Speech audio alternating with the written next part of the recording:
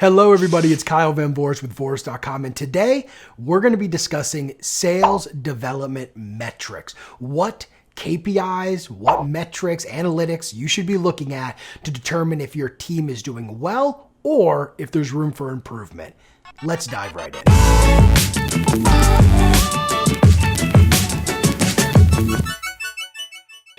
All right, the first metric that you must keep your eye on, probably the most important, or at least these first few are, is calls made by outcome, okay? So a lot of SDR managers, leadership and sales roles, they're looking at the activity levels of their team, how many calls, how many emails they're making, and they're looking at the positive outcome, the meeting set.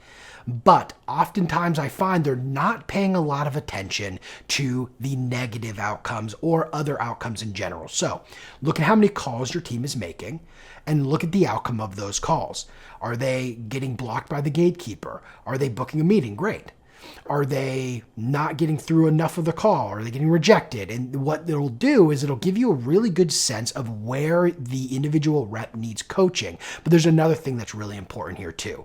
If you're looking at the calls made and you're looking at the outcome and the connections are really low or there's some other issue, it can tell you a lot about the list they're calling. So don't just look at this as effort on the SDR side.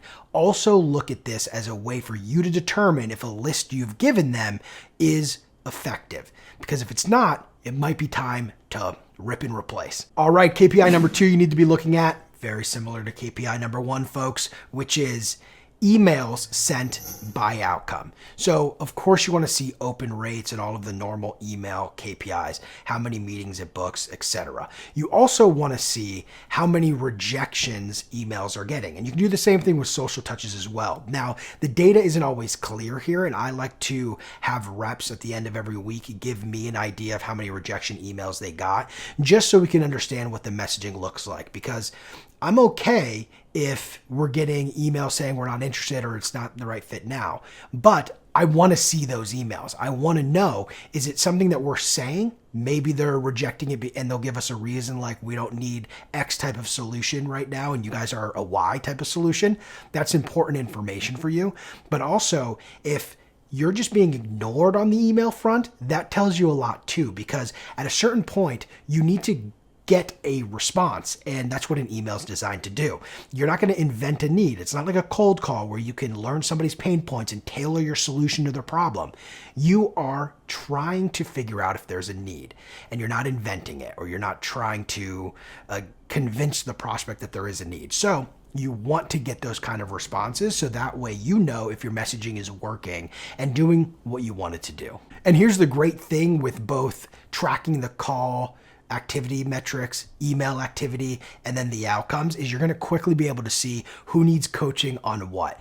And a lot of times, just by looking at that outcome, you're going to be able to pinpoint exactly what they need help with. So if you look at one of your reps and they're getting blocked by the gatekeeper more than anybody else, you should probably work with them on improving their abilities to get through gatekeepers. So it really lets you hone in on that coaching, which is pivotal to having a successful sales development function. All right, KPI number 3 that you should be tracking, and I'm going to go ahead and guess that you are. The vast majority of teams are already tracking this number, which is meetings scheduled. Now, when it comes to meetings scheduled, there's something that I think is super important to look at, and we started looking at it a lot more recently, which is activity to meeting set conversion.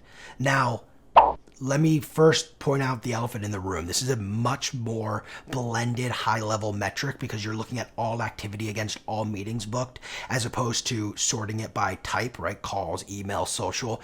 You can do that for sure, but what I like to look at a high level is all activities against all conversion, because it gives me a really quick sense of what's going on. And if there are big swings, then I can really focus my attention on going deep into the data to tell me either who is struggling or what they're struggling with. So for example, let's say most people convert at a 1% activity to meeting scheduled rate, and one of your reps is at 0.5%.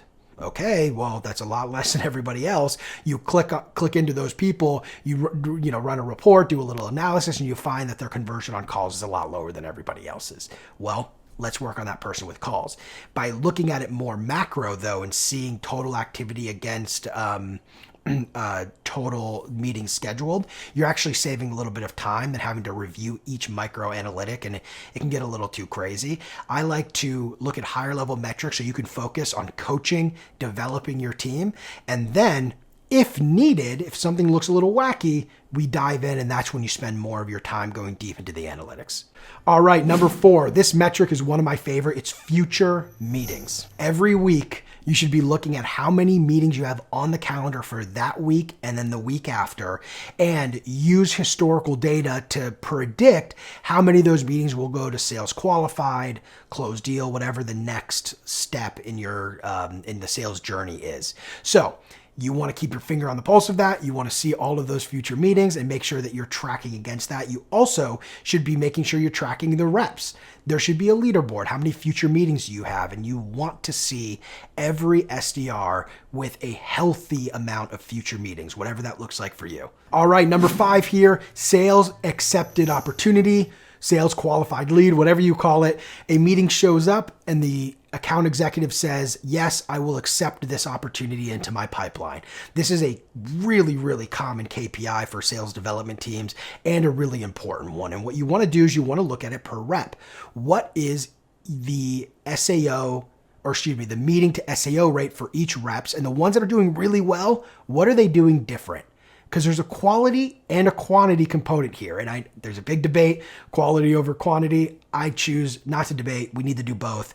So you want to look at that metric and say, the ones that are, the reps of mine that are booking meetings at actually SAO, are they calling something different? Are they doing something different on their calls? How is what they're doing different than anybody else? And once you figure out that, you can start to replicate it across everyone on the team.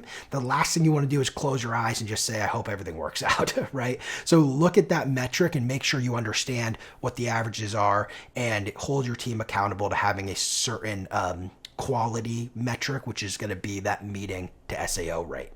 All right, number 6, this one's incredibly important, but not a lot of SDRs or SDR teams really look at this, and that's the revenue number that was generated from the sales development team. This is super important. If you're responsible for every deal in the pipeline, that's a lot of those deals, and you should definitely be looking at all of the revenue that's being attributed to the SDRs from that. But most companies have some kind of split, right? The SDRs are responsible for 60% of the pipeline, whatever it might be for you. Now, you want to see of SDR generated opportunities, what's the revenue that has been brought in from that function? And that number tells you a couple of things. One, it tells you the quality of the opportunities you're sending over. A nice, healthy revenue number, obviously that's a good thing. So what else does it tell you? One of the important things that not enough sales development teams do is really look at the results of their effort. The sales development role is a tough role. It's cold calling, it's getting rejected, it's trying to get meetings. It's so tough. So you should show them the ultimate reward, which is revenue driven. Driving revenue for the organization is an incredibly important role, and SDR should not feel disconnected from that final result. Tie your team to that result, show them that result, and make sure that they're inspired to fight for that result. The last thing you want is an SDR team and an AE team that is completely separate. Put them focused on the same thing, compensate the SDRs on other metrics as well, but ultimately they drive revenue. Because here's the deal, people lie. Revenue doesn't. All right, everybody, thanks so much for watching. If you like that video, please like, subscribe, share it with some people. Let's get the word out. I appreciate you taking the time out of your day to learn a little bit more about sales development metrics, and I can't wait to talk to you soon.